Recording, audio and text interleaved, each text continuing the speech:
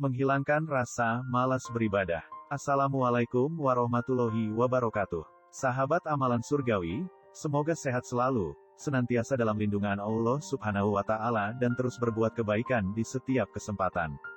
Setiap orang pernah mengalami fase di mana ada rasa malas untuk mengerjakan sesuatu. Di mana rasa malas terkadang sulit untuk dikendalikan, padahal rasa tersebut ada di dalam dirinya. Namun, kita sebagai seorang muslim, harus bisa melawan rasa malas tersebut, karena Islam adalah agama yang mengajarkan umatnya untuk senantiasa bersemangat, dan tidak bermalas-malasan. Di dalam agama Islam, semua persoalan hidup manusia, sudah diatur dan sudah diberikan solusi yang terbaik dari setiap permasalahan. Solusi yang diberikan, juga berkaitan dengan ajaran kebenaran bagi seluruh umat manusia. Solusi yang diberikan, tidak akan bertentangan dengan penemuan dan teori penemuan manusia. Bagaimana pandangan Islam mengenai kemalasan yang ada dalam diri manusia? Islam sudah sejak lama memberikan peringatan untuk masalah seperti ini, dan memberikan perhatian yang besar. Contohnya banyak doa-doa yang dipanjatkan kepada Allah Subhanahu wa Ta'ala untuk terbebas dari kemalasan, kemiskinan, kefakiran, dan lilitan utang. Dan terdapat dalam hadis yang diriwayatkan oleh Abu Dawud yang berbunyi, "Aku berlindung kepada engkau dari lemah dan malas." Islam mengajarkan pola retorika, yaitu mengajari kita untuk membentuk pola pikir tidak instan. Artinya, Islam mengajarkan kita untuk selalu bersabar, dan mengikuti aturan-aturan sebagai syarat untuk keberhasilan. Hal ini berarti kita sebenarnya dilarang untuk meminta keberhasilan, tanpa adanya suatu usaha terlebih dahulu. Dan diajari agar menahan diri dituntun untuk seteliti mungkin agar melakukan proses, atau usaha terlebih dahulu agar mencapai keberhasilan. Dan anggaplah bahwa usaha sebagai sebab dan keberhasilan sebagai akibat, karena sebab akan membentuk akibat. Jika sebabnya baik, akibatnya juga baik dan begitu pun sebaliknya. Jika prosesnya baik, hasilnya yang didapat juga akan memuaskan karena usaha yang dilakukan tidak sia-sia. Tidak ada hasil yang mengkhianati usaha. Dalam ruang lingkup yang lebih luas, dalam Al-Quran Surat Al-Fatihah, manusia dituntun oleh Allah bukan untuk minta kebahagiaan secara langsung, atau meminta surga. Akan tetapi permintaan agar diberikan jalan yang lurus, yaitu jalan yang diberi nikmat dan dihindarkan dari jalan mereka yang dimurkai dan bukan pula jalan mereka yang sesat.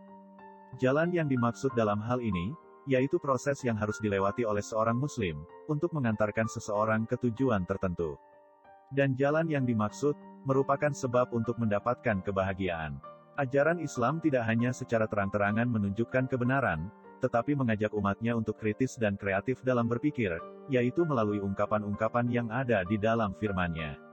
Sehingga, kita diajari untuk berpikir yang baik, dan terbebas dari cara berpikir instan. Ternyata inilah inti bahwa proses jauh lebih penting daripada hasil, karena dengan adanya proses, manusia akan lebih menghargai hasil yang diperoleh. Islam adalah agama yang mengajarkan semangat bekerja.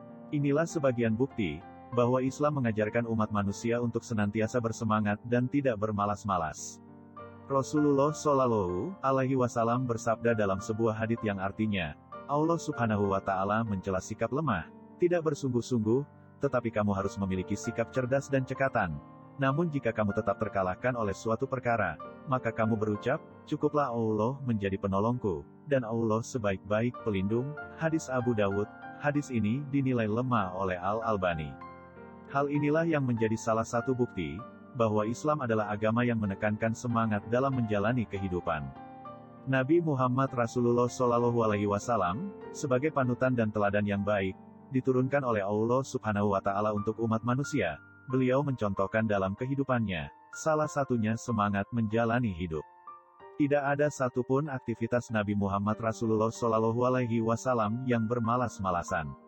Meski beliau memiliki tugas yang sangat berat, yaitu diberi tugas oleh Allah Subhanahu wa Ta'ala untuk menyebarkan agama ke seluruh muka bumi, tetapi beliau juga tidak meninggalkan pekerjaannya. Beliau tetap bekerja untuk mencukupi kebutuhan keluarga. Motivasi agar selalu semangat dan tidak bermalas-malasan adalah, bahwa manusia diciptakan dan dalam kesemangatan untuk kehidupan di dunia maupun akhirat. Kemalasan merupakan sikap yang dibenci Allah Subhanahu wa Ta'ala, sebagaimana disabdakan oleh Nabi Muhammad Rasulullah Shallallahu Alaihi Wasallam.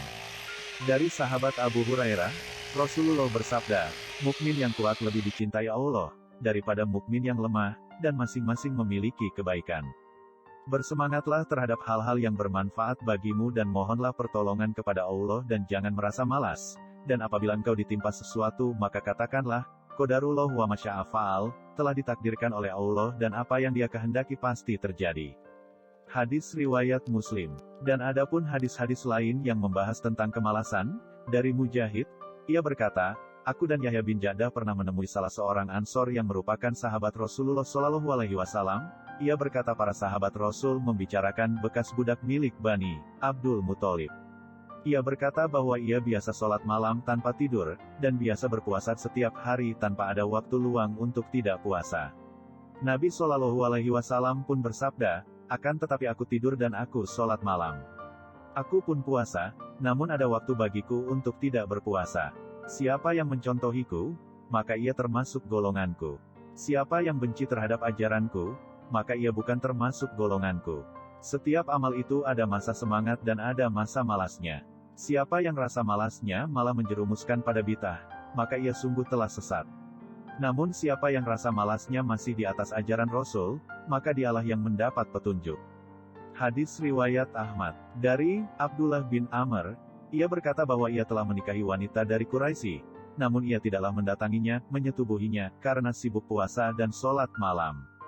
Lalu ia menceritakan hal ini kepada Nabi Shallallahu Alaihi Wasallam, kemudian beliau bersabda, berpuasalah setiap bulannya selama 3 hari. Aku mampu lebih daripada itu, jawabnya. Lalu ia terus menjawab yang sama, sampai Nabi Shallallahu Alaihi Wasallam katakan padanya, puasalah sehari dan tidak berpuasa sehari.